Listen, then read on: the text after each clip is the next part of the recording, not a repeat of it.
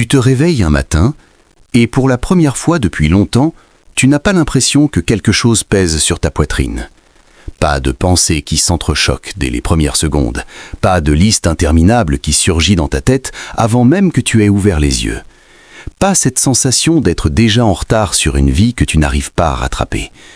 Juste le silence. Un silence doux, serein, vivant. Est-ce que tu peux ressentir ce que ça ferait ? Pour beaucoup d'entre nous, cette image ressemble à un rêve lointain, quelque chose qu'on espère atteindre un jour, quand les choses iront mieux, quand on aura réglé tel problème, quand on sera enfin arrivé quelque part. Mais voilà ce que personne ne t'a vraiment dit. Ce moment de paix, tu n'as pas besoin de le mériter, tu n'as pas besoin de l'attendre, et tu n'as certainement pas besoin de parcourir le monde pour le trouver. Il est déjà là, en toi, maintenant. La question c'est, pourquoi tu ne le ressens pas ? Pourquoi est-ce que des millions de personnes, des gens intelligents, travailleurs, sincères, se retrouvent prisonniers d'un mental qui ne s'arrête jamais, qui rumine le passé la nuit, anticipe les catastrophes le matin et passe les journées entre l'anxiété et l'épuisement ? Aujourd'hui, je vais te raconter une histoire simple, presque trop simple au premier regard. Mais dans cette simplicité se cache une vérité qui a le pouvoir de changer ta façon de vivre, de penser et de te percevoir toi-même. Une vérité que les philosophes cherchent depuis des siècles, que les neuroscientifiques commencent à peine à comprendre, et qu'un vieil homme sage, assis sur le porche de sa maison, a transmis à un jeune homme au bord du gouffre avec rien d'autre qu'un verre d'eau. Reste avec moi jusqu'à la fin, parce que ce que tu vas entendre aujourd'hui, ce n'est pas juste une belle histoire, c'est peut-être exactement ce dont tu avais besoin d'entendre. Il s'appelait Marco, 24 ans. Un âge où beaucoup de gens ont l'impression que la vie devrait être excitante, pleine de possibilités, légère. Mais pour Marco, chaque journée ressemblait à une bataille. Pas une bataille contre le monde extérieur, non, quelque chose de bien plus épuisant que ça. Une bataille contre lui-même. Dès le matin, avant même de poser le pied par terre, son esprit était déjà en pleine ébullition. Des pensées sur ce qu'il avait dit hier, des regrets sur des décisions prises il y a des mois, des craintes sur ce qui pourrait arriver demain, la semaine prochaine, dans 10 ans. Son cerveau était comme un moteur qu'on ne peut pas éteindre, qui tourne, sans jamais s'arrêter. Même la nuit, même pendant les rares moments de repos qu'il s'accordait. Et le pire dans tout ça, Marco ne comprenait pas pourquoi. Il n'avait pas vécu de trauma extraordinaire, il n'était pas confronté à une situation de crise majeure. De l'extérieur, sa vie semblait normale, mais à l'intérieur, c'était le chaos. Un chaos silencieux, invisible, que personne autour de lui ne voyait vraiment. Parce que Marco, comme beaucoup d'entre nous, avait appris à faire bonne figure, à sourire quand il le fallait, à répondre « ça va » quand on lui posait la question. Mais au fond, il était épuisé. Épuisé de penser, épuisé de s'inquiéter, épuisé d'être prisonnier d'une tête qui n'avait jamais de repos. Le passé le hantait. Des erreurs qu'il avait commises, des mots qu'il aurait dû dire ou ne pas dire, des opportunités qu'il avait manquées, des relations qui s'étaient efflichées. Il repassait ces scènes en boucle, comme un film qu'on regarde encore et encore, en espérant que la fin change. Mais elle ne changeait jamais. Et l'avenir le terrifiait. Qu'est-ce qui allait arriver ? Est-ce qu'il allait réussir ? Est-ce qu'il allait décevoir ceux qu'il aimait ? Est-ce que les choses allaient empirer ? Son cerveau produisait des scénarios catastrophes à la chaîne sans jamais lui laisser la chance de simplement souffler. Entre le passé et le futur, il n'avait plus de place pour le présent. Et peu à peu, quelque chose en lui s'était éteint. L'enthousiasme du matin, la légèreté d'un repas partagé avec des amis, le plaisir simple de marcher sous le soleil. Ces petites joies du quotidien qui rendent la vie vivable, il ne les sentait plus vraiment. Il les observait de loin, comme derrière une vitre. Il était là, mais il n'était pas vraiment là. Tu connais peut-être ce sentiment. Cette impression d'être en dehors de sa propre vie, de regarder les heures passées sans vraiment les vivre, d'être présent en apparence, mais absent en réalité. C'est exactement là où on était Marco. Et c'est dans cet état d'épuisement profond, de désorientation, de soif de quelque chose qu'il ne savait même pas nommer, qu'il entendit parler du vieil homme. Les histoires circulent dans les petits villages. Elles voyagent de bouche en bouche, portées par ceux qui ont vu, ceux qui ont entendu, ceux qui ont été touchés par quelque chose qu'ils ne savent pas toujours expliquer. Et un soir, assis dans le coin d'un café, Marco entendit deux vieux hommes parler à voix basse.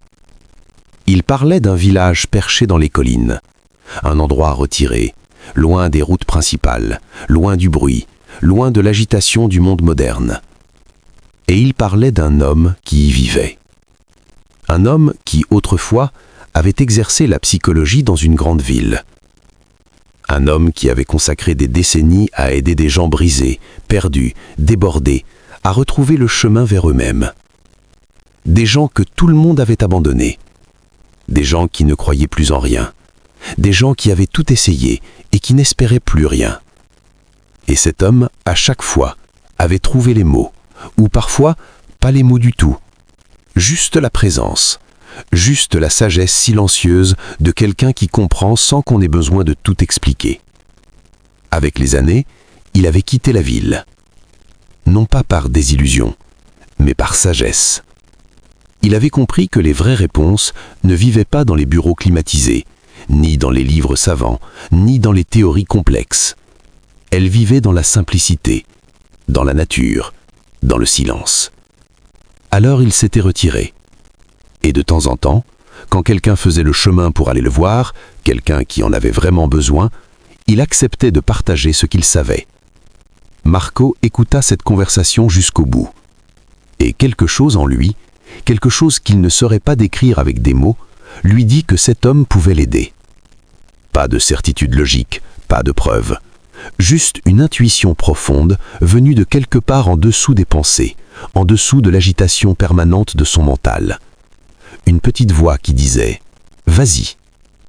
Alors il y alla. Le chemin ne fut pas simple. Plusieurs jours de marche à travers des paysages que Marco regardait à peine, trop préoccupé par ses pensées. Des nuits à dormir sous un sac de couchage rudimentaire, avec pour seule compagnie le vent dans les arbres et le silence des montagnes. Et pourtant, quelque chose se passait. Loin de la ville, loin des écrans, loin du bruit constant de la vie moderne, quelque chose en Marco commençait à respirer différemment. Il ne le remarquait pas encore vraiment, mais le chemin faisait déjà son œuvre. Jusqu'au matin où, au détour d'un sentier, il aperçut un village.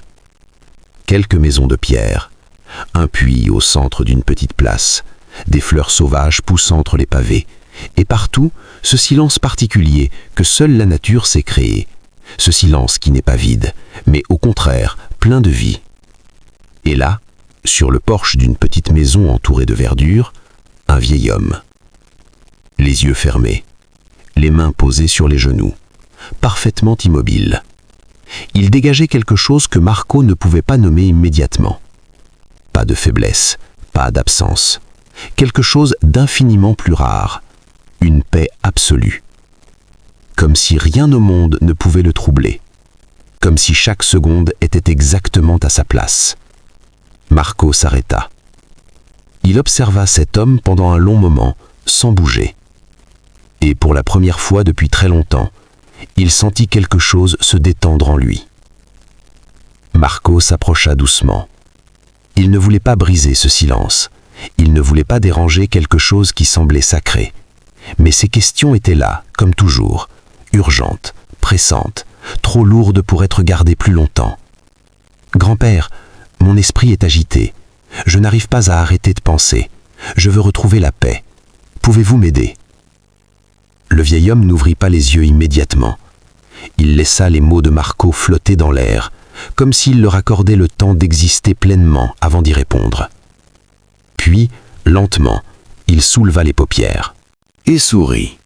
Un sourire doux, bienveillant, sans jugement. Tu cherches la paix? Alors suis-moi. J'ai une petite tâche pour toi. Marco s'attendait à une longue conversation, à des questions profondes, à une analyse de son passé, de ses peurs, de ses traumatismes. Il ne s'attendait pas à ce que l'homme le conduise tranquillement dans la cour, prenne un verre ordinaire sur une étagère en bois et le remplisse d'eau. Jusqu'au bord, jusqu'à ce point précis où le moindre mouvement brusque, le moindre tremblement de la main suffirait à faire déborder la première goutte. Le vieil homme tendit le verre à Marco avec une précision presque cérémonielle. Marche jusqu'au bout du village, puis reviens. Mais attention, tu ne dois pas renverser une seule goutte. Marco regarda le verre, regarda le vieil homme, chercha une explication, un indice, quelque chose qui lui dirait à quoi servait cet exercice apparemment absurde. Il ne trouva rien dans le regard calme du sage, juste une attente sereine. Alors il prit le verre et il commença à marcher. Les premiers pas furent hésitants. Il tenait le verre à bout de bras, les épaules crispées, les yeux rivés sur la surface de l'eau qui oscillait légèrement à chaque mouvement. Puis, progressivement, quelque chose se mit en place. Son souffle ralentit, ses épaules s'abaissèrent, sa démarche devint plus douce, plus mesurée, plus attentive. Et son regard ne quittait plus le verre. Pas le ciel, pas les maisons, pas les gens. Le verre, uniquement le verre. Le chemin du village était étroit et vivant.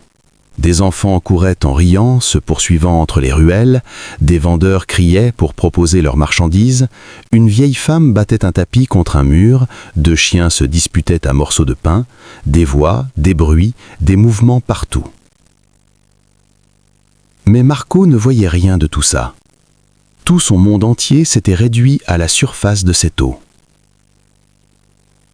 Chaque pas était une intention, chaque respiration était un choix. Chaque instant était pleinement habité. Il n'y avait pas de place pour les regrets d'hier, pas de place pour les angoisses de demain. Il y avait juste maintenant, ce pas, cette goutte, ce moment. Et quelque chose d'extraordinaire se produisit. Son esprit se tut. Pas complètement, pas comme un interrupteur qu'on éteint, mais les pensées qui d'habitude s'entassaient, se bousculaient, s'agitaient en tous sens, elles s'étaient calmées. Comme une mer agitée qui redevient progressivement plate et lisse. Marco atteignit le bout du village, fit demi-tour et revint vers le vieil homme avec le verre intact, pas une goutte renversée. « Grand-père, j'ai réussi, je n'ai pas renversé une seule goutte. » Le vieil homme hocha la tête, les yeux brillants d'une satisfaction tranquille. Puis il posa la question qui allait tout changer. « Très bien, mais dis-moi, as-tu vu les enfants jouer sur le chemin? As-tu entendu les chiens aboyer ?» Marco réfléchit et réalisa avec une sorte d'étonnement sincère qu'il n'avait rien vu, rien entendu, rien remarqué. Tout ce qui l'entourait, tout ce bruit, cette agitation, cette vie débordante, tout ça avait existé sans lui. Non, je n'ai rien vu, rien entendu. J'étais concentré uniquement sur le verre. Le vieil homme sourit. Et dans ce sourire, il y avait quelque chose qui ressemblait à de la fierté. Pas la fierté condescendante de celui qui sait et regarde l'autre apprendre, mais la fierté chaleureuse de celui qui a vu quelqu'un toucher, peut-être pour la première fois, quelque chose d'essentiel. Voilà le secret. Il laissa ces trois mots exister seuls un moment. Puis il continua. Ce que tu cherches était déjà en toi, mais tu ne le savais pas.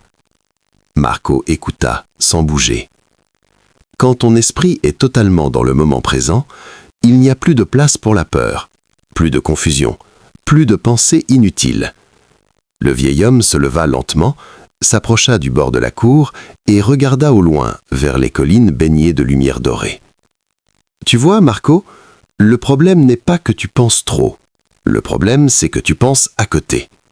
Il se retourna vers lui. Ton mental vit dans deux endroits qui n'existent pas. Le passé, qui est terminé et qu'on ne peut pas changer, et le futur, qui n'est pas encore là et qu'on ne peut pas contrôler. Il marqua une pause. Entre ces deux endroits imaginaires, il y a un seul endroit réel. Maintenant, cet instant précis, ce souffle, ce battement de cœur, ce moment. Marco sentit quelque chose se déposer en lui, quelque chose de lourd qui commençait à se détacher. Quand tu portais ce verre, tu ne pouvais pas te permettre d'être ailleurs qu'ici.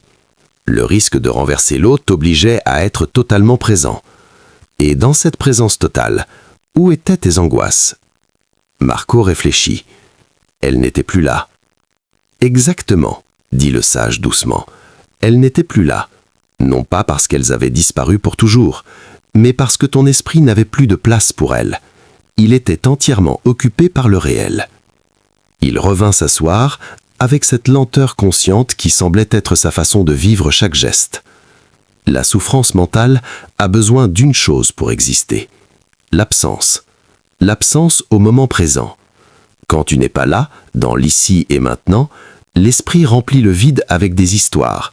Des histoires sur ce que tu aurais dû faire, des histoires sur ce qui pourrait mal tourner, des histoires qui te font souffrir sans qu'il se passe réellement quoi que ce soit. Il regarda Marco dans les yeux. Quand tu es là, vraiment là, l'esprit n'a plus besoin d'inventer. Il perçoit, il ressent, il vit. Et dans cet état, il est calme, naturellement calme. Marco prit une longue inspiration. Pour la première fois depuis des années, cette inspiration ne semblait pas mécanique, elle semblait choisie, consciente, pleinement vécue. « Mais comment faire ça au quotidien ?» demanda-t-il. « Ce n'est pas toujours possible de porter un verre d'eau. » Le vieil homme rit doucement. « Non, mais tout peut devenir ce verre d'eau si tu le décides. » Il se pencha légèrement en avant, comme pour partager un secret. « Quand tu manges, est-ce que tu goûtes vraiment ce que tu manges, ou est-ce que tu manges en pensant à autre chose ?» Marco ne répondit pas. La réponse était évidente. « Quand tu marches, est-ce que tu sens vraiment tes pieds toucher le sol, ou est-ce que tu marches en pilote automatique pendant que ta tête est ailleurs ?» Silence encore. « Quand quelqu'un te parle, est-ce que tu l'écoutes vraiment, ou est-ce que tu prépares déjà ta réponse ou penses à autre chose pendant qu'il parle ?» Marco baissa la tête. « Je comprends où tu veux en venir, » dit-il lentement. « La vie entière peut devenir une pratique de présence, » continua le sage. « Pas une pratique qui demande des conditions particulières. Pas besoin d'une montagne, d'un temple, ni d'un verre d'eau. Juste la décision d'être là où tu es, avec ce qui est là, au moment où c'est là. » Le soleil avait avancé dans le ciel. L'ombre du toit du porche s'était déplacée. Et ni Marco ni le vieil homme ne semblaient avoir envie de bouger. « Pourquoi est-ce si difficile ?» demanda Marco. « Pourquoi l'esprit s'échappe-t-il sans arrêt ?» Le sage acquiesça, comme si cette question était exactement celle qu'il attendait. « Parce que c'est ce qu'il a appris à faire. » Il croisa les mains sur ses genoux. « Ton esprit est un outil extraordinaire, peut-être l'outil le plus puissant qui existe. Il peut résoudre des problèmes, planifier l'avenir, apprendre du passé, créer des choses qui n'existaient pas. C'est une capacité unique, magnifique. » Il s'arrêta.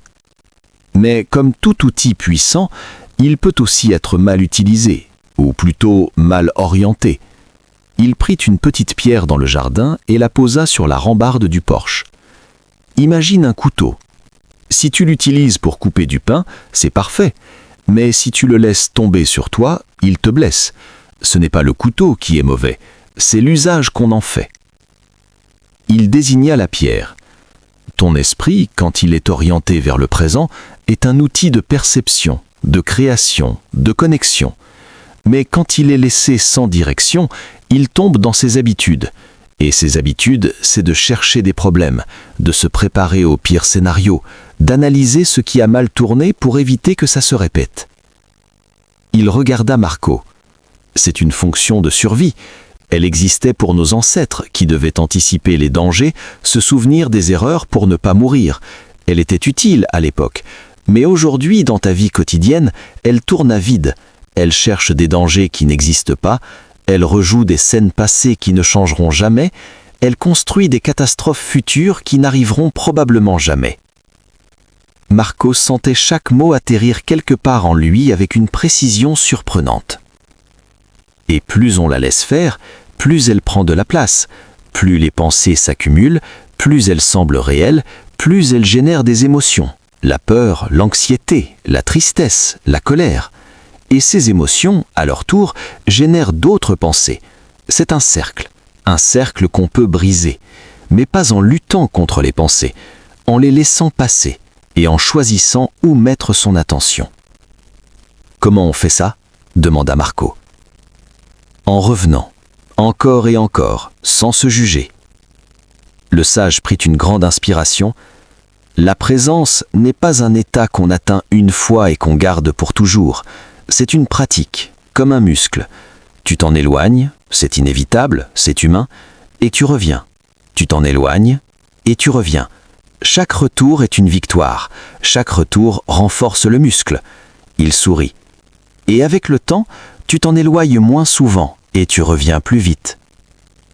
Ils restèrent ensemble jusqu'en fin d'après-midi. Le vieil homme parla encore, de la respiration consciente, de la façon dont quelques secondes d'attention à son souffle peuvent couper court à une spirale de pensée. Des petits rituels quotidiens qui ancrent dans le présent, un café bu lentement et avec intention, une promenade sans téléphone, une minute d'immobilité entre deux activités. Des choses simples, presque trop simples, mais c'est justement ça, comprit Marco, qui les rendait accessibles. On n'a pas besoin d'une retraite de méditation de 10 jours pour commencer à vivre différemment. On peut commencer maintenant, avec ce qu'on a, là où on est. Le soleil descendait vers l'horizon, dessinant dans le ciel des teintes d'or et de cuivre que Marco regardait avec des yeux qu'il n'avait plus depuis longtemps. Des yeux qui voyaient vraiment. Il se leva pour partir. Grand-père, merci. Je ne sais pas comment vous remercier pour ce que vous m'avez donné aujourd'hui. Le vieil homme leva la main doucement. Je ne t'ai rien donné, Marco. J'ai juste créé les conditions pour que tu retrouves ce qui était déjà en toi. Il le regarda une dernière fois. Le verre d'eau, c'était toi. La paix que tu as ressentie, c'était toi. Le calme qui t'attend chaque jour, c'est toi. Je ne suis que le chemin que tu as choisi de prendre. La destination, tu la portais depuis le début. Marco hocha la tête. Des larmes, discrètes, silencieuses, glissèrent sur ses joues. Pas des larmes de tristesse, des larmes de quelque chose qu'il n'avait pas de mots pour nommer. Un soulagement profond, une reconnaissance, la sensation de retrouver quelque chose qu'on croyait avoir perdu pour toujours. Il prit le chemin du retour. Et cette fois, il marchait différemment. Il sentait le sol sous ses pieds, il entendait les oiseaux rentrer pour la nuit, il voyait les couleurs du ciel changer à chaque pas. Il était là, pleinement là, et dans cette présence, il n'y avait plus de place pour la tempête. Je vais maintenant m'arrêter une seconde et te parler directement, parce que cette histoire, elle n'est pas seulement l'histoire de Marco, c'est peut-être aussi la tienne. Est-ce que tu t'es reconnu quelque part ? Dans cette agitation permanente, dans ces pensées qui ne s'arrêtent pas, dans ce sentiment d'être là, mais pas vraiment là, dans cette façon qu'a le mental de vivre partout sauf dans le moment présent? Si oui, je veux que tu saches quelque chose d'important. Ce n'est pas une fatalité, ce n'est pas qui tu es, c'est une habitude du mental, et comme toute habitude, elle peut être changée, progressivement, patiemment, avec bienveillance envers toi-même. Et la clé, tu l'as maintenant, le moment présent. Pas comme une idée abstraite, pas comme un concept philosophique réservé aux moines ou aux chercheurs, mais comme une pratique concrète, accessible, quotidienne. Ça commence par de petites choses. La prochaine fois que tu bois quelque chose, un café, un verre d'eau, un jus, prends 10 secondes pour vraiment le goûter. Pas en faisant défiler ton téléphone, pas en pensant à ta journée. Juste le goût, la chaleur ou la fraîcheur, la sensation dans ta gorge. 10 secondes, rien de plus. Mais ces 10 secondes, c'est du présent, pur, vrai. Et dans ces 10 secondes, il n'y a pas de souffrance passée ni d'anxiété future. Il y a juste la vie, telle qu'elle est. La prochaine fois que tu marches quelque part, pour aller aux toilettes, sortir de chez toi, traverser un couloir, pose ton regard sur tes pieds. Sens le contact avec le sol, remarque ton équilibre, sois dans tes pas. 30 secondes, ce n'est rien. Mais c'est 30 secondes de moins dans la tête et 30 secondes de plus dans la vie réelle. Et progressivement, ces îlots de présence deviennent plus fréquents, plus longs, plus naturels. Ton esprit apprend à revenir encore, et chaque retour est plus facile que le précédent. Avant de conclure, je veux partager avec toi 3 vérités fondamentales que cette histoire nous enseigne. Des vérités simples en apparence, mais profondes si on prend le temps de vraiment les laisser entrer. Première vérité, la paix n'est pas une destination, c'est un état d'être. On passe beaucoup de temps à chercher la paix à l'extérieur, dans une relation, dans une réussite professionnelle, dans un endroit particulier, dans une certaine quantité d'argent sur un compte en banque. On se dit « quand j'aurai ça, je serai enfin en paix ». Mais ce « quand » ne vient jamais vraiment. Parce que même quand on obtient ce qu'on cherchait, le mental trouve autre chose à vouloir, à craindre, à analyser. La paix n'est pas au bout du chemin. Elle est dans la façon de marcher. Elle est disponible maintenant, dans ce souffle, dans cette seconde. Pas malgré ce qui est imparfait dans ta vie, mais avec ce qui est imparfait, en regardant ce qui est simplement là. Deuxième vérité, tu n'es pas tes pensées. C'est peut-être la chose la plus libératrice qu'on puisse comprendre. Tes pensées sont des événements mentaux. Elles apparaissent, elles durent un moment, elles disparaissent, comme des nuages dans le ciel. Tu es le ciel, pas les nuages. Quand une pensée anxieuse surgit, ce n'est pas toi qui es anxieux, c'est une pensée qui passe. Et tu as le choix, pas toujours, mais de plus en plus avec la pratique, de la laisser passer sans t'y accrocher, sans t'y identifier, sans en faire une vérité absolue. Cette distance entre toi et tes pensées, c'est l'espace où vit la liberté. Troisième vérité, le présent est le seul endroit où la vie existe vraiment. Le passé est un souvenir, le futur est une projection. Ni l'un ni l'autre ne sont réels dans ce moment. Le seul endroit où tu peux respirer, ressentir, agir, changer, aimer, créer, guérir, c'est maintenant. Et maintenant encore. Chaque instant est une nouvelle porte, une nouvelle chance, un nouveau commencement. Tu n'as pas besoin d'avoir tout réglé pour commencer à vivre. Tu n'as pas besoin d'être guéri pour être en paix. Tu peux commencer maintenant, exactement là où tu es, exactement tel que tu es. Marco rentra chez lui. La même maison, la même ville, les mêmes rues, les mêmes visages, les mêmes circonstances qu'avant son départ. Rien dans le monde extérieur n'avait changé, et pourtant tout était différent, parce que lui avait changé. Pas radicalement, pas du jour au lendemain, mais quelque chose d'essentiel s'était déplacé en lui. Une nouvelle façon d'habiter sa propre vie, une nouvelle relation avec son esprit. Il y avait encore des jours difficiles, des moments où les pensées revenaient, fortes, envahissantes, épuisantes. Mais maintenant, il savait quoi faire. Il revenait, simplement, sans se juger, sans se punir. Il respirait, il sentait ses pieds sur le sol, il regardait ce qui était là devant lui. Et l'esprit se calmait, toujours, pas parfaitement, pas instantanément, mais il se calmait, parce qu'il avait appris le langage du présent. Et cette langue-là, une fois qu'on la parle, on ne l'oublie plus vraiment. Cette histoire, tu l'emportes avec toi maintenant. Elle est dans ta tête, et j'espère qu'elle descendra jusqu'à quelque chose de plus profond, jusqu'à cet endroit en toi qui sait déjà, au fond, que la paix est possible, que le calme est possible, que vivre autrement est possible.